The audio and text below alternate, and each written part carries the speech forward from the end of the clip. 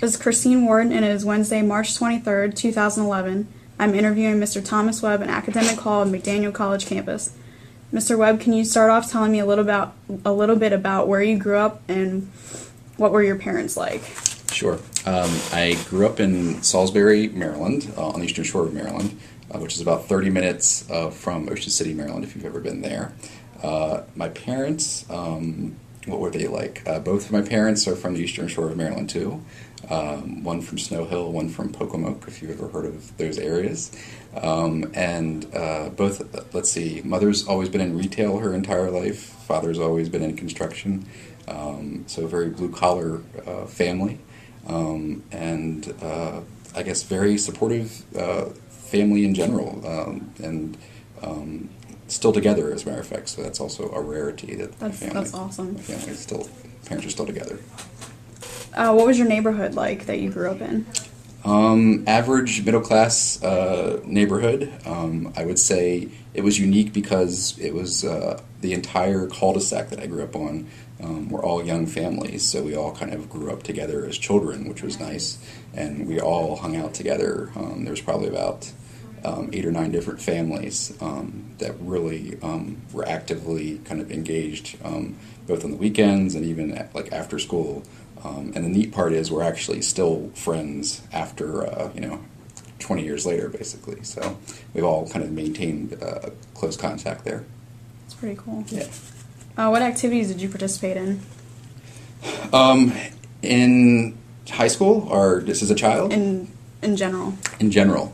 Well, I guess growing up, major activity I participated in would be Civil Air Patrol, and that is an auxiliary of the Air Force, for those of you not familiar. And I started that when I was 14. And the nice part about that is it allowed for me to work on my pilot's license for free because the government paid for that. But I spent a lot of time kind of progressing through the ranks, very similar to kind of like Scouts, I guess is the best comparison, except it's military base and you work on search and rescue. And I did that until I was 18 and went away to college, but that occupied a lot of my time. Did you actually get your pilot's license? I soloed, but I did not actually go beyond that. And unfortunately, I haven't touched it since I was 17. Yeah. That's pretty cool. Yeah. What did you do for entertainment? For entertainment, I was definitely from the generation where I played a lot of Nintendo and a lot of computer games. I remember my family being the first on the block to have the first Nintendo. So those 8 families were always over at our house playing a considerable amount of Nintendo. Also, my brother was into sports, and so I kind of spent a lot of time going to his sporting events and trying to think, just overall normal childhood, hanging out with the other kids in the neighborhood really was pretty common. Where did you go to elementary school at? A place called Beaver Run Elementary in Salisbury. Okay. Is there anything that you did in elementary school? Like any memories you can remember? Any unique memories? The only thing that's unique about that experience, I would say, and it's not something that I necessarily remember, is that I was one of the first children, if not the first, to go through that elementary school with a disability. And that was because the law had just changed. But prior to that, they would send any child with a disability to a separate school. And typically they had significant cognitive impairments, too. So that obviously would have been a different outcome for my life had I not been kind of fully inclusive in my education. Were you happy that you went to elementary school with all your peers? Yeah, absolutely. It was.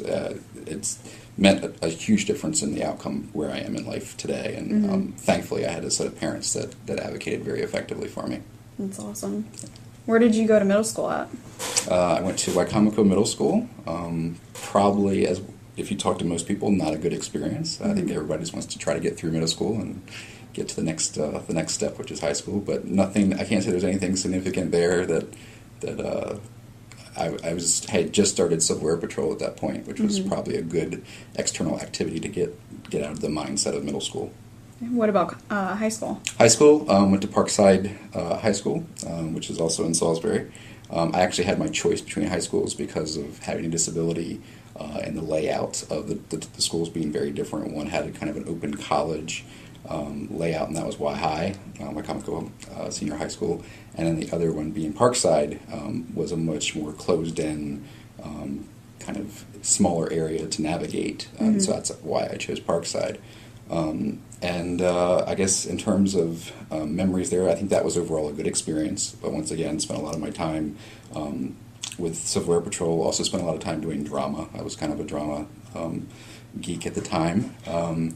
Let's see, what else besides my freshman year of high school, I spent actually being homeschooled because I had a significant operation. So I actually missed my freshman year of high school, and so I started when I was a sophomore, which I think for most people would be kind of difficult. There's a little bit of adjustment there, kind of coming in as the new kid, especially because it wasn't supposed to be my regular high school where all of my peers went. I kind of shifted some of the peers that I had started to go to school with. But yes, so I had the operation and had to kind of learn how to walk all over again during my freshman year, and then luckily started back as a sophomore and attended, regularly after that. How were the kids? How did they act when you came in? Like, were they very accepting? Yeah, I would say that surprisingly, I've always had very positive experiences with other kids growing up. I can't say that I was one that was bullied or teased, at least not in my face to where I was aware of it. That's good. Yeah. Where did you attend college at, and what did you study? I went to Washington College, also on the Eastern Shore. If you're sensing a theme, that is correct. I went there for undergrad and grad. Let's see, undergrad I was poli-sci, and then for graduate I was a psychology grad student, and completed both of those degrees, and then went on for my doctorate at Wilmington University, or what at the time was Wilmington College. It since has changed its name to Wilmington University up in Newcastle, Delaware. That's great.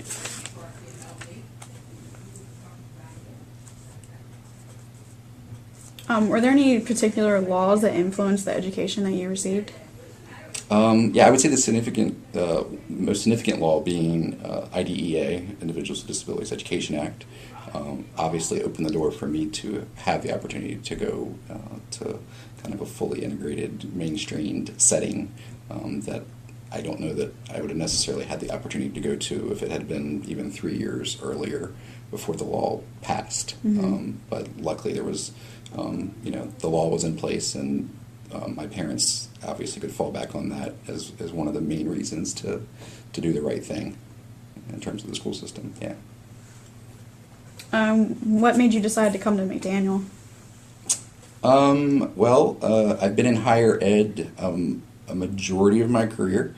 I worked at a community college for 4 years on the Eastern Shore, Chesapeake College, and was in student support there, and really enjoyed working with students and watching them transition, transform, succeed. Then I went and had the opportunity to work on Capitol Hill for a couple of years as a Kennedy Fellow, and that was a terrific experience, but it also made me realize that I really missed and enjoyed higher ed.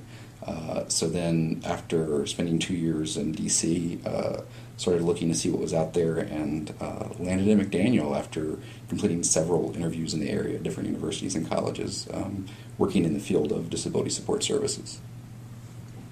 But what ultimately attracted me here, I guess, is your question, and that is, I would say the extra level of support that we offer that's very unique to McDaniel in terms of disability support services. We have a fee-based program here where a lot of students sign up for academic coaches, learning specialists to work with them above and beyond what you would find at most colleges or universities. And I think that's a nice support that really allows people to be successful that wouldn't always have that opportunity or that support to be available in a higher ed setting.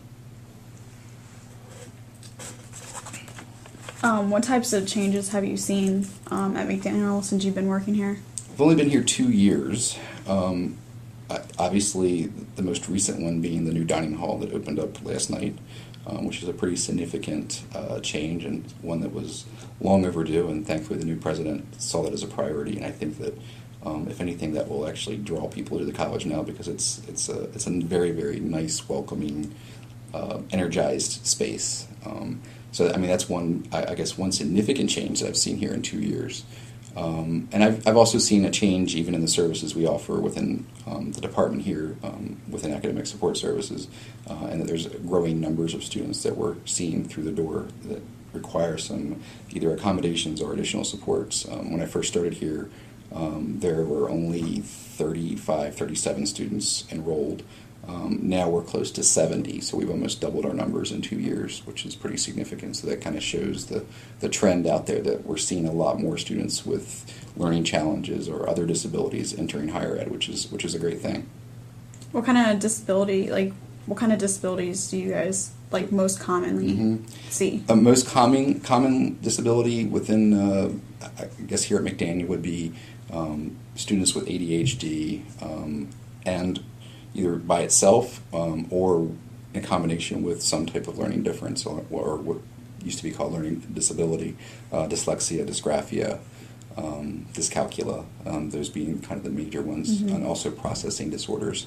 But we also have certainly students that are on the autism spectrum, and we also have students that have cerebral palsy and some other neurological based, developmental disability based disabilities. All right, well, thank you so much for letting me interview you today. Sure.